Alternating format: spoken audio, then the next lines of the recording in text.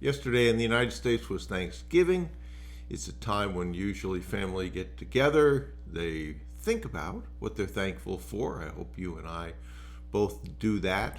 Not a bad thing to practice gratitude every day and take a couple minutes to think about what you have and what you're grateful for.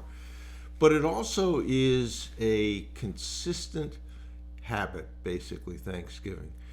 It's the fourth Thursday of the month. Usually it's turkey for most people. They get together with all the fixings. There's football, a lot of things that have happened year after year after year and are habits.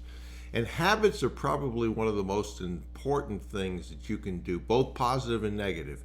You can get into bad habits that perpetuate themselves, and you can get into good habits that you go through. And those that succeed usually are pretty disciplined and have good habits. You think about habits that you do without thinking about them. You go to bed, you get up in the morning, presumably you take a shower, get dressed, brush your teeth. If you're a guy, maybe you shave. If you're an older woman, maybe you shave. I don't know. But those are habits that are just ingrained. You don't think about them. So, bad habits, don't need to go through a lot of those, but there's plenty of those that people have as well. They just don't even think about them anymore.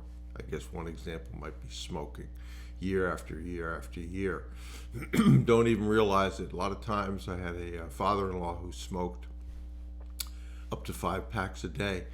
And it was such a habit that it was not uncommon for him to have 2 cigarettes going. He would light one, smoke one, put it aside, forget about it, pick up another one and start smoking again.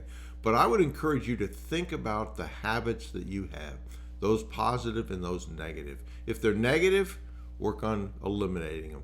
If they're positive, think about making sure they become a habit. One of the best ways to do that, and a good habit to get into, would be for you to employ the Ivy Lee method. Every night, think about the things you want to accomplish the next day in order of priority and list them, preferably with a time next to them. And if you do that and get into that habit, you will consistently lay out your next day, the most important things to accomplish, and work on those. Super important.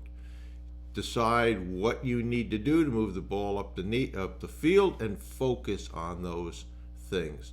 So, at this time of the year, you're going to probably start to think about affirmations and goals for next year, and think about making at least one of those what habits that you want to develop that will make you more successful and you can consistently do.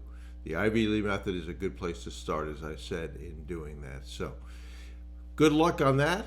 If you are confused as to what the steps are, go over to brucewhipple.com. Take a look at what's there, free material, not free material, group coaching, etc., etc. It's important, and I see it every day, to know these business acquisition steps and to follow them. So I would encourage you to do that.